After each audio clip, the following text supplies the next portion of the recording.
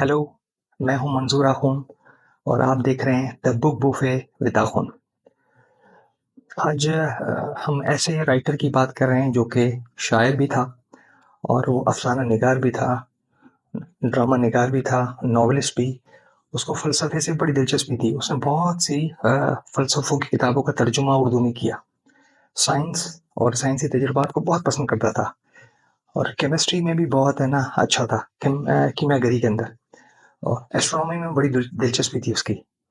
उसने क्लासिकी मौसीकी को इंग्लिश के नोट्स में भी उन्होंने चेंज किया, कन्वर्ट किया।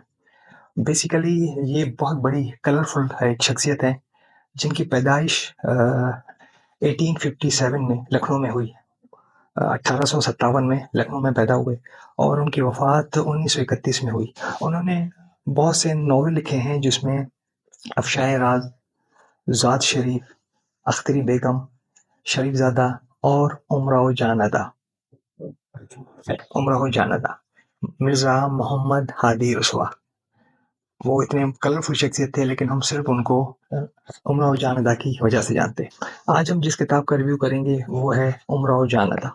इस नावल का प्लॉट इस तरह है कि लखनऊ में एक रसवा साहब के दोस्त हैं मुंशी अहमद, उन्होंने एक कमरा किराए पे लिया हुआ है और बराबर में एक और कमरा है किराए पे और वो किसी तवाइफ ने लिया हुआ है, लेकिन वहाँ पर कोई इस तरह का आना जाना नहीं है। ये सारे दोस्त उस कमरे में मुंशी अहमद के कमरे में महफिल सजी हुई है, सारे दोस्त शायर वहाँ जमा हैं और शायरी हो रही है। मिर्ज़ा हादी रसवा साहब जब अपना कलाम पेश करते हैं तो उसके एक शेर जो है ना इतना खूबसूरत होता है कि बराबर से आवाज़ आती है, उसकी दाद की आवाज़ आती है। तो ये सब खामोश हो जाते हैं और उनसे कहते हैं कि अगर वो चाहें तो वो महफिल में आ सकती हैं। बहरहाल एक औरत आती है, वो बताती है कि जी आप में रसवा कौन है? तो रसवा साहब कहते हैं जी मैं हूँ। तो वो कहती हैं हमारी बीवी बुला रही है आपको। तो ये जाते हैं उनसे मिलने के लिए, तो पता चलता है वो उमराव जान अदा थी। उमराव जान अदा जो इस किताब की हीरोइन है, वो रसवा साहब को पहले भी जानती थी और फिर बात होती है। वो अपनी स्टोरी इस तरह बयान करती है। फैज़ाबाद के किसी मोहल्ले में एक ऊँचा घर था उमराव जान का। एक और मतलब 2 ऊँचे घर थे। ऊँचा घर का मतलब उस वक़्त ग्राउंड प्लस 1 था, मतलब जो पहली स्टोरी अगर किसी की हो ना तो उसे कहते हैं ऊँचा घर। तो वहाँ कोई 2 ऊँचे घर थे। ये एक में ये हीरोइन जो है उमराव जान, उसका नाम था अमीरन और वो 10 साल की थी। तो उसके बराबर में जो दूसरा घर था वो कोई दिलावर था, वो बड़ा ख़राब आदमी था। जेल में बहुत मर्तबा जेल काट चुका था और अभी जेल से वापस आया था। जब उसके बारे में पूछताछ होती है तो अमीरन का वालिद सच-सच बता देता है उसके बारे में, कैरेक्टर के बारे में। उसको पुलिस दोबारा पकड़ लेती है और वो ये चीज़ दिमाग में रखता है। जब वो छुट के आता है तो वो अमीरन को अगवा करता है।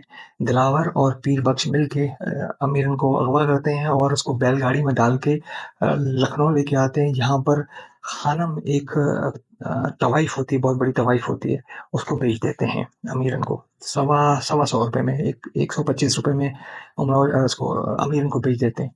खानम उसको उमराव जान अदा का नाम देती हैं। खानम उसकी ट्रेनिंग करती है, उसको मौसीकी सिखाती है और नाचना गाना सिखाती है। उसकी आवाज़ अच्छी होती है उमराव जान की। मौसीकी भी उसको आती है, शायरी भी थोड़ी बहुत आती है, शक्ल भी बहुत अच्छी होती है। इसके अलावा ये खानम सब लड़कियों को बसमत उमराव जान के कुरान की तालीम दिलाती है। एक मौलवी साहब रखती है जो कि उनको कुरान की तालीम दे। उमराव जान अदा जब थोड़ी बड़ी होती है तो पहला मुजरा करने कहीं जाती है। वहाँ पर कोई एक नवाब होते हैं, नवाब सुल्तान, वो देख लेते हैं उसको। वो अपने किसी कारिंदे से कहलवाते हैं इसके कोठे पे कि वो मिलना चाहते हैं, मिलने के लिए आते हैं। पहली मर्तबा जब मिल रहे होते हैं, बात कर रहे होते हैं, इतने में कोई एक रट्टर घुस जाता है खान साहब का और वो बदतमीज़ी करता है, तो लड़ाई में नवाब सुल्तान उसको गोली मार देते हैं। मरता तो नहीं है, बाजू में गोली लगती है। बहरहाल इस कोठे पे बिस्मिल्लाह एक लड़की और होती है। अ, वो बेसिकली खानम की सगी बेटी होती है। एक और होती है, उसका नाम होता है खुर्शीद जान। वो भी अमीरन की तरह उमराव जान की तरह कोई शरीफज़ादी होती है, किसी ज़मींदार की बेटी, उसको भी अगवा करके लाते हैं। तो ये कैरेक्टर था। एक यहाँ पर बिस्मिल्लाह भी होती है, खुर्शीद भी होती है, उमराव जान भी होती है। ये आगे चलती है, स्टोरी इस तरह आगे चलती है। इसी तरह ये नवाब सुल्तान और उमराव जान की लव स्टोरी शुरू होती है। दोनों को एक-दूसरे से मोहब्बत होती है, मिलते रहते हैं, लेकिन क्योंकि सर्कमस्टांसेस ऐसे पैदा हो जाते हैं कि वो जुदा हो जाते हैं।